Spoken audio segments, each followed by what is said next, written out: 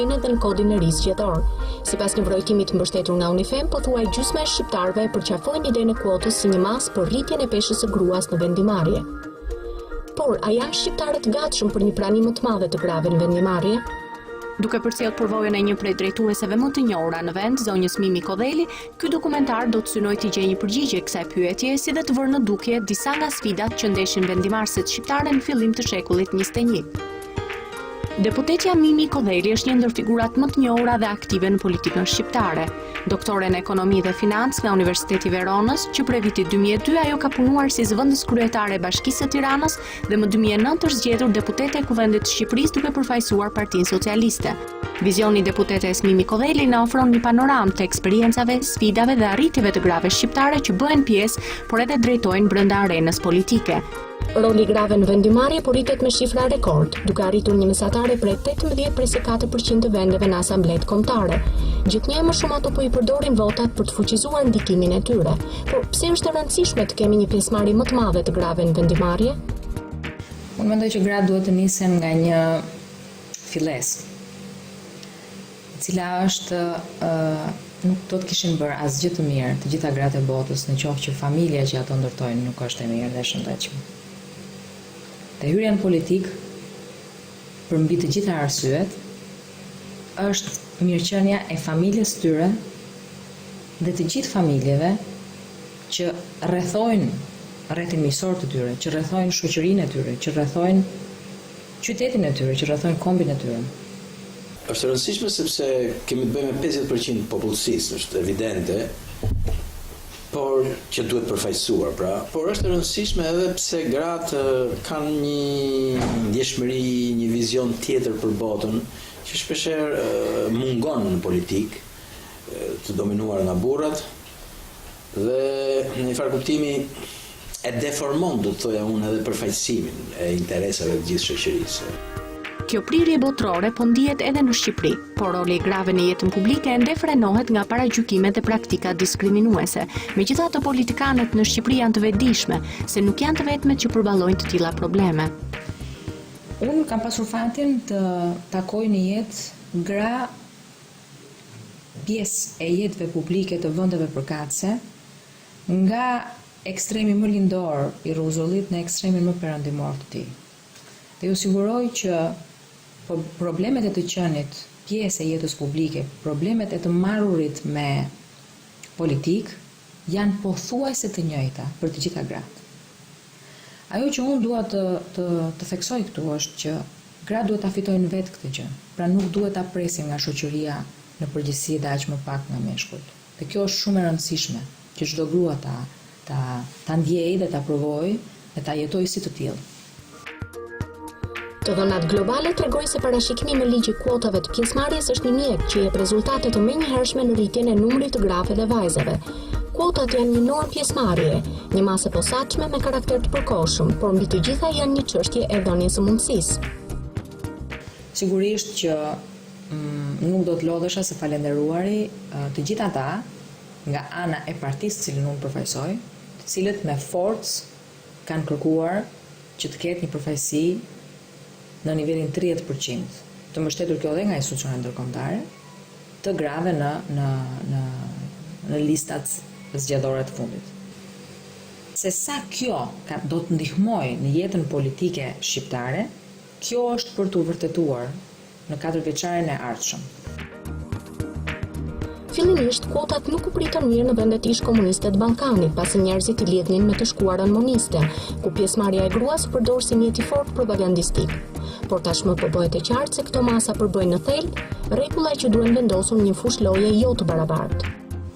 Për të mbritur në kuota 30%, kanë punuar shumë njerëz, duke filluar që nga gratë parlamentare për te ngjyrimit politik, por gjithë parlamentin në përgjithësi me një përjashtim të vogël, tek institucionet ndërkombëtare, tek OJQ-t dhe padyshim një shtysë të madhe ka dhënë forca politike që unë përfaqësoj, së cilës i erdhi natyrshëm të kërkonte 30% përfaqësi të grave në listat e deputetëve, sepse vetë brenda institucioneve të saj kishte praktikuar 30% përfaqësi në të gjitha instancat e zgjedhura dhe 50% në instancën më të lartë të zgjedhur që është kryesia e Partisë Socialiste. Statistikat botërore tregojnë se një prej pengesave më të mëdha për suksesin e gravën politik është mungesa e mbështetjes nga vetë partitë. Në Shqipëri, nëse gratë vendosin të kandidojnë për deputete, ato ndeshin me pengesat e mëposhtme.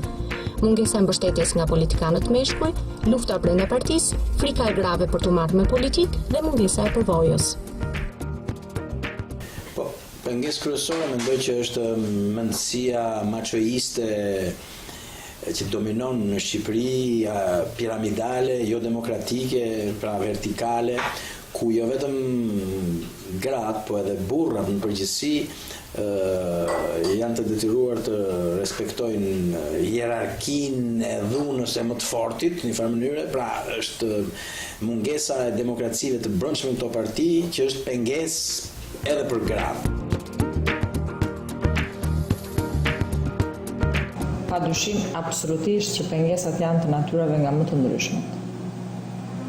Shpeshherë, atje ku mendohet që një koleg është më i emancipuar, ka qëlluar që të jetë ai pengesa kryesore. Dhe kjo jo e thën vetëm midis nesh ose në tavolina, kjo e thën edhe publikisht.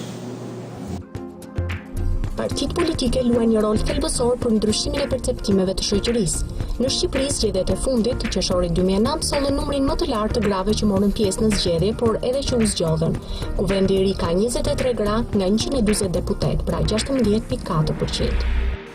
Forcat politike, Partia Socialiste e para, duhet të angazhohen që kuota për gratë dhe vajzat në listat e deputetëve të mos jetë hipokrizi. Është jashtëzakonisht e rëndësishme që gratë dhe vajzat të marrin kotat të tyre në parlament. Minimum 30% është i domosdoshëm. Pak para zgjedhjeve parlamentare, partitë politike ngurruan të emëronin gra dhe vajza në komisionet zgjedhore. Në fillim të procesit zgjedhor, dy partitë kryesore politike regjistruan së bashku 91 gra komisionere. Ditën e zgjedhjeve, ky numër u rrit në 114 gra, duke arritur kështu 34.5%. Kjo vërteton se gratë luajnë role të rëndësishme brenda partive dhe po shihen gjithmonë më shumë si aktore kryesore në proceset zgjedhore. Mirëpo, edhe pas shumë hapave pozitive, ka ende sfida të shoqërisë dhe të sistemit që e pengojnë pjesëmarrjen e plotë dhe të barabartë të grave. Përfshirja e tyre në politik pengohet nga qëndrimi patriarkal i bashkëshortit, mendësia patriarkale e familjes dhe problemet ekonomike. Shpesh ekuilibri mes jetës publike dhe asaj familjare nuk është i lehtë.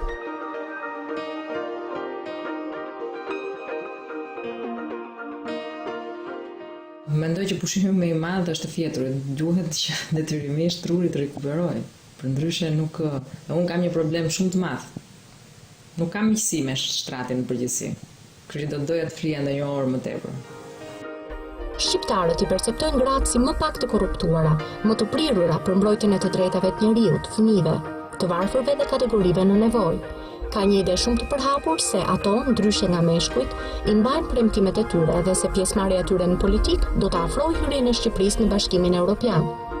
Besoj se nuk ka dallim midis fuqisë analitike që mund të ketë një mashkull dhe një femër, kështu që madje ndoshta femra duke qenë se nga natyra është paksa më humane, mundet që të zgjidhte jo thjesht duke vepruar në bazë të logjikës, por duke vepruar edhe në bazë të interesave njerëzore, do vinte humanizmi në plan të parë. Mirë është kjo, duhet të tregoj gruaja atë fuqinë që ka. Janë më tepër për t'i dhenë këtij vendi një plus, jo për t'i inkriminuar, si që janë të tjerët. Është thënë shpesh se shoqëria shqiptare nuk është gati të pranojë më shumë gra në politik, por vrojtimi i Unifemit tregoi të kundërtën. 73.4% e të intervistuarve janë shprehur se ka nevojë për të rritur praninë e tyre në jetën publike. Edhe eksperjenca e zonjës Kodheli e konfirmoi këtë. Hapi i parë është hedhur, por sfida të reja i presin gratë në politik. Mesazhi im do të ishte që të bërit politik dhe të marrit me politik nuk është një gjë e thjeshtë, por absolutisht jo e pamundur. Që njëri të merret me politikë, sidomos në rastin e të qenit grua, dhe në rastin e të qenit e të jetuarit në një vend si Shqipëria, pra një vend që nuk t'i ofron të gjitha mundësitë për të marrë me politikë, duhet padyshim të sakrifikojnë shumë nga vete. Kështu që me këtë nuk dua të trëm asnjë vajzë dhe asnjë grua të re që kërkon të merret në politikë, përkundrazi. Ky është një mesazh real që mendoj që t'i shtynte ato për të futur në një fushë e cila ka nevojë për gratë.